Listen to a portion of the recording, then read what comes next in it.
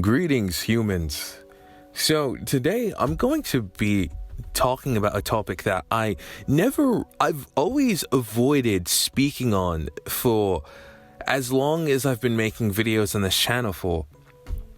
And it's because I'm going to give a warning at the very start of this video, something that I feel as though the gaming side of YouTube could benefit from doing, and that is that I am a random person who has my own opinions that have nothing to do with your own personal beliefs or have no standing on what is objectively good or bad. A game that I don't particularly like does not automatically mean it's a terrible game. A game that I particularly do like does not mean that it is the magnum opus of gaming. I'm just a person with their own opinions, which ultimately don't matter. And that's why I've always been a bit apprehensive of making this specific video. Because I thought to myself, I don't really care for modern games. And I've talked about this a bit in how I don't really pay attention to gaming media. I've talked about this on and off in many different videos, and it's honestly because I think it's kind of a reflection of I was talking to a friend about this earlier, society, and just I'm of the belief that internet culture and discourse has been deteriorating since the mid 2010s. Specifically, I would say around 2015, and 2020 was when I had to completely just leave in the entire gaming sphere of internet discourse, because I'm gonna be honest, sometimes I'll be wondering, do y'all care about video games, or do y'all care about how the fucking jiggle physics in games, bro? I don't know what gamers are on these days. I'm just all like, it's like people, you know what? Stop. Not this rant. Don't go on this rant this early. Nah, I'm sorry. Let me get this off. Bro, I'm just all like, do y'all care about video games, or do y'all care about what video game character y'all can jerk off to next, bro? I'm sorry. I was like, some of y'all are weird. But I broke my sort of promise of staying away from gaming discourse, and I watched a video from this guy, and he was talking about how he missed older games, specifically from the 7th generation and previous. The 7th generation would be the PlayStation 3, Xbox 360, and the Wii. And you're just talking about how modern games just don't hit the same as they used to. And of course, you're going to have things such as nostalgia and all that, which is not something that I subscribe to. There is something I talked about in the Lollipop Chainsaw video that I didn't really divulge into more, because I never really wanted to talk about this topic. And it's something that I've noticed that modern games have done since the end of the 7th generation. And that is a heavy focus away from gameplay and just a major focus on storytelling. And that's not a bad thing, mind you. We need all different types of genres of games. But it feels like, whereas games used to be, think of games back when they were in the arcades, right? You would have the Mario Brothers, or maybe not the Mario Brothers. What was the Donkey Kongs? You would have the Mario Karts. You would have games that were just fun to play, and you would sink quarters into them because they were just such time sink things that you could just come back and play because they were just infinitely fun to do. Whereas games these days, they're not fun. Maybe I should, and again, this is just my opinion. I've noticed that games and gamers, more specifically, don't spend time with games anymore. It is, this game released this month, I'm going to play it for a week, probably not finish it, and then I'm going to go on to the next game. It's this constant dopamine effect of searching for the next high, when it used to be, you would buy a game, you'd probably only buy like 3 games a year. And those 3 games would sustain you for that entire year until the next cycle of games comes out. And these games used to be packed with content. Let's talk about the 6th generation PlayStation 2 games, even the 7th generation PlayStation 3 games. I mean, these games you would finish them and then they would have extra modes for you to play with. They would have cheat codes for you to exploit the game with. They would have all these cool unlockables for you. These games were their own little worlds that would keep you entertained for hundreds and hundreds of hours. Whereas games nowadays, if you even complete them one time, their replay value is not there. There's no replay incentive to these games. And another thing that I never wanted, another reason why I didn't want to talk about this topic is because I realize this is a large issue with Western games. I noticed this years ago, but I didn't know why it was. I realized that I never really played any Western games. I think the most modern Western game I've played would be The Last of Us Part 2. And maybe I'll talk about that in a second, because that game has its own set of issues. By the way, if you're a Twitter user, I'm going to be honest, you're not going to like this video, because I'm not a Twitter gamer. I actually play games. I don't just complain about them. So, by the way, The Last of Us Part 2, I actually enjoyed that game. Yes, cry about it. Anyways, actually, don't cry about it. Write a tweet about it. Tweet me about it so I can get some engagement. Pussy. Anyways, I noticed that most of the games that I play are Eastern games, specifically Japanese games, Japanese titles. And I wondered why that was. And I realized that Western games focus heavily on story.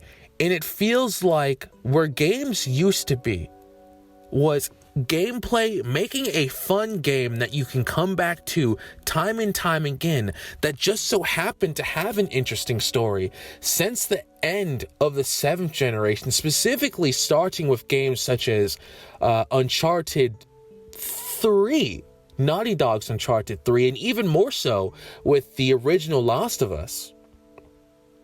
It's like developers saw the success of those 2 Naughty Dog games and went, let's not focus on making amazing gameplay.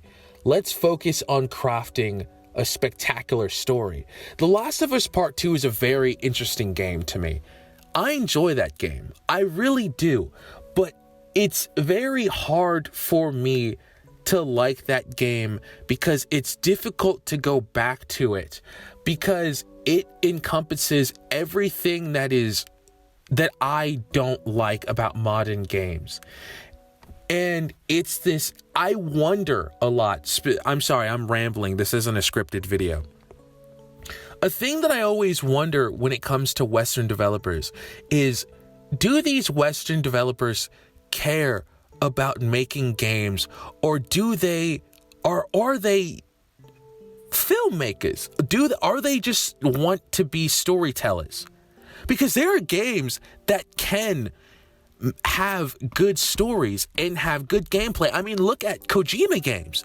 I've only played 2 Kojima titles, Death Stranding, and I played a bit of the original Metal Gear Solid. And I watched the original Metal Gear games, the old Metal Gear games.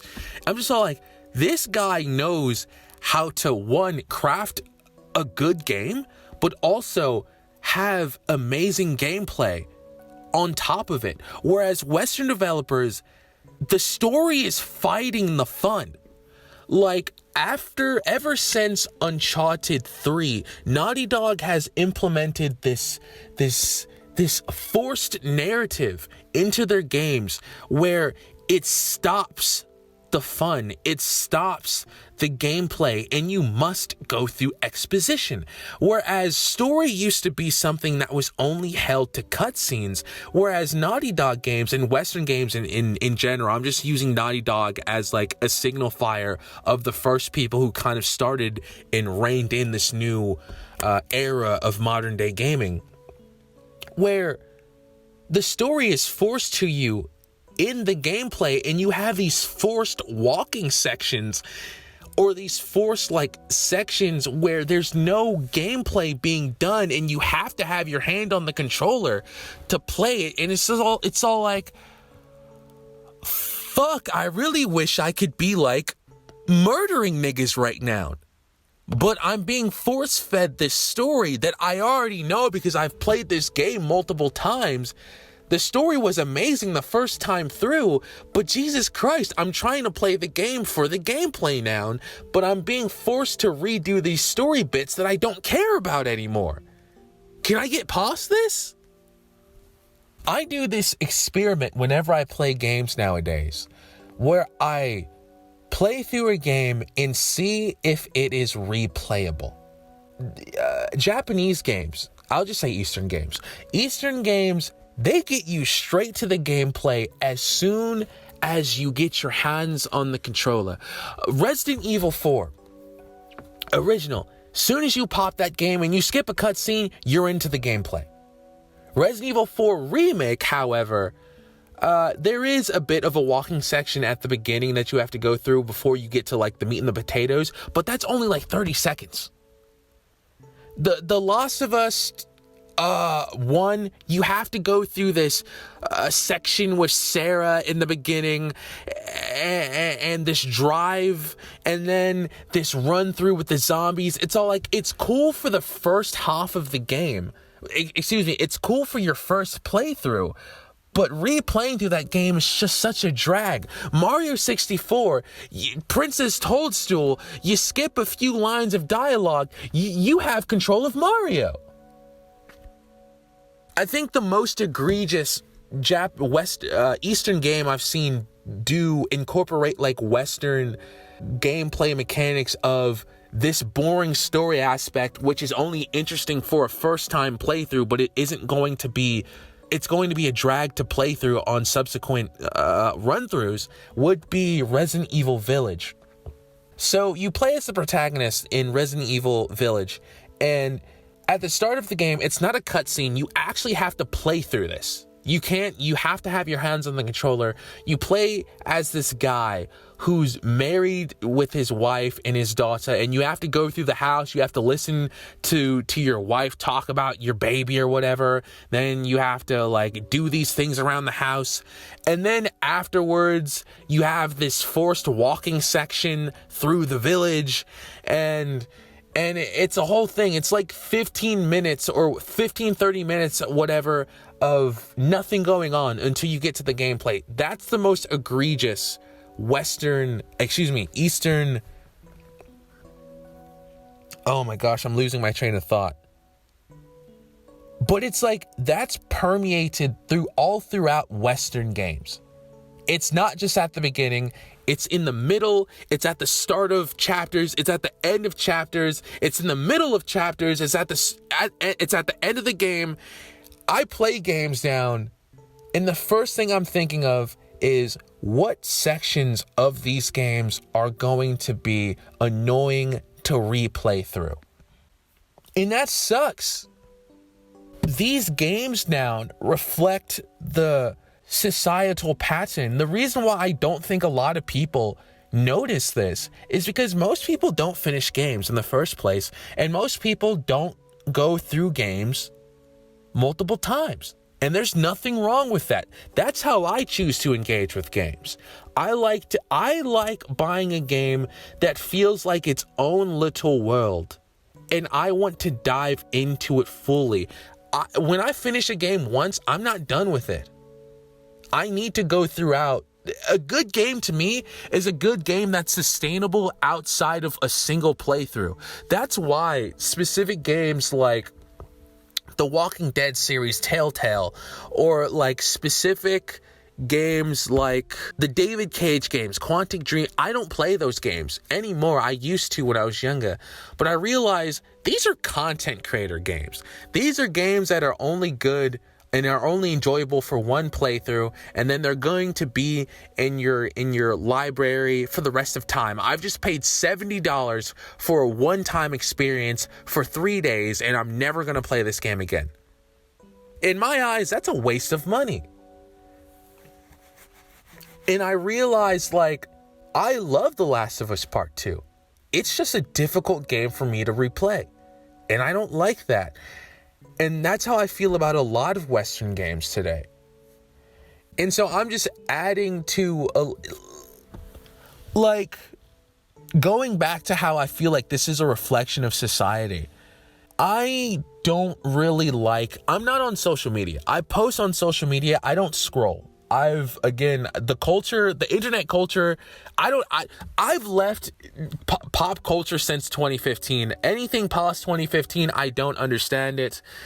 Anything 2020 and beyond, I don't even know it exists. And so I have friends who are on TikTok or on Instagram Reels or on all these things. And I don't want to sound judgmental, but I listen to them and they'll be on specific meme or a specific topic for a day. And then 2 hours afterwards, that'll be a dead topic. And then they're on to something new. And sometimes I listen to them. I'm just all like, do you ever get tired of feeling like this constant dopamine rush of feeling like you have to get your hands on something new each and every day? And that's just the difference between me and them. There's nothing wrong with how they enjoy content, and there's nothing wrong with how I enjoy content. It's just we're two different people. But games nowadays, they're not sustainable. These are one playthrough games that their value is only